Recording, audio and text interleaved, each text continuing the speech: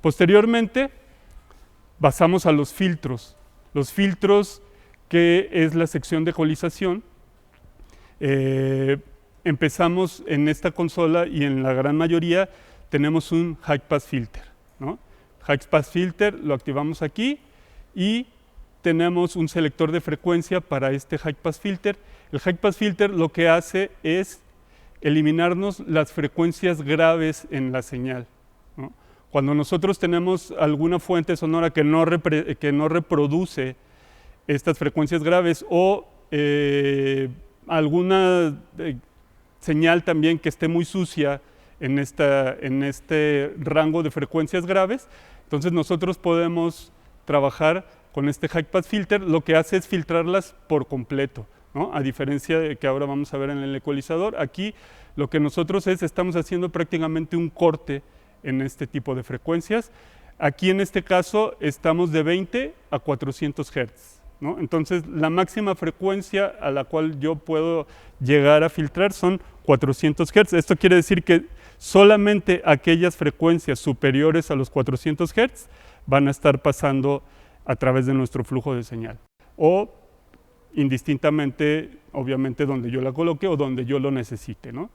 400 Hz es muy agresivo, puede ser tal vez para algunos overs o algunos platillos que realmente no reproducen en absoluto bajas frecuencias, pero por ejemplo, si yo tengo una voz, ¿no? Y que esa voz no me reproduce abajo de 120 Hz, entonces yo puedo irme a 120 Hz, etcétera, etcétera. Ya iremos encontrando las aplicaciones, ¿no? Ese es mi primer filtro, entonces, es el High Pass Filter. Posteriormente vamos a la sección de ecualizador, ¿no? El ecualizador se activa aquí, en este botoncito. Tenemos EQ. El ecualizador son filtros que también nos van a ayudar con la señal, ¿sí? Estos filtros se utilizan porque evidentemente la transducción no es perfecta o nunca se da al 100%, ¿no? Entonces hay deficiencias tanto en el micrófono como en la consola, etcétera, etcétera. La representación de la realidad no es al 100%, entonces yo necesito de ciertos filtros para tratar de emular la realidad, ¿no? O también de hacer alguna intervención creativa o darle a esa fuente sonora alguna característica de ecualización que esta fuente no está reproduciendo, ¿no? Entonces tengo estos filtros. Este es un ecualizador paramétrico, ¿sí?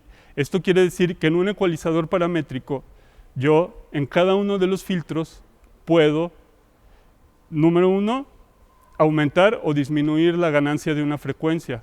Número 2, seleccionar la frecuencia a la cual yo quiero trabajar, a la cual yo voy a aumentar o disminuir su amplitud. Y número 3, tengo un ancho de banda, lo que me indica es con cuántas frecuencias a los lados va a interactuar este filtro, ¿sí? Si yo quiero que a partir de la frecuencia fundamental que yo estoy eligiendo aquí con mi selector de frecuencia, ¿sí? Yo voy a trabajar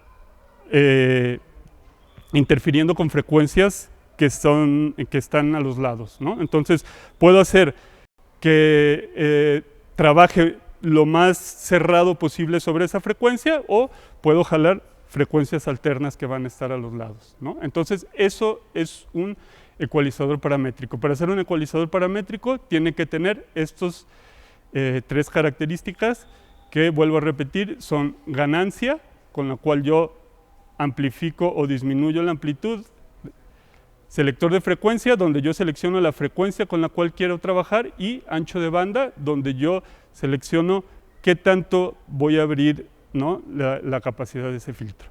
Tenemos también en los extremos, anteriormente las consolas no contaban con un ecualizador full parametric. Esto quiere decir full parametric que todas las bandas, ¿no?, a las cuales están asignadas estas, todas tienen las 3 características de las cuales hablé. Anteriormente las consolas en los extremos no eran full parametric, ¿no? Entonces tenían un ecualizador que se llama shelving, y ese ecualizador shelving pues lo que hace es aumentar o disminuir cierta cantidad de frecuencias. A partir de la frecuencia que yo selecciono, me sube todas las frecuencias posteriores a ella o anteriores si es en los graves, ¿no?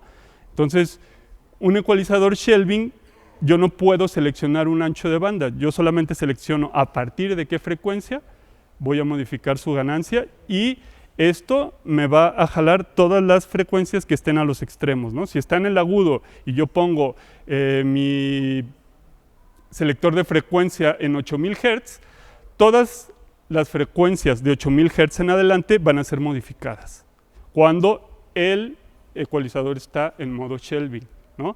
Las consolas ahora, entonces, yo puedo seleccionar si quiero utilizar un filtro shelving o un filtro peaking. El peaking es el filtro normal que utiliza cualquier ecualizador paramétrico, ¿no? Entonces, por eso aquí nada más tenemos este selector del filtro en los extremos, en los graves y los agudos. Si ustedes se fijan, los medios graves y los medios agudos no contienen ese filtro porque evidentemente no es necesario, ¿no? Entonces, ya dependiendo del sonido y de lo que yo quiero hacer, selecciono si voy a tener un filtro shelving o un filtro peaking, ¿no?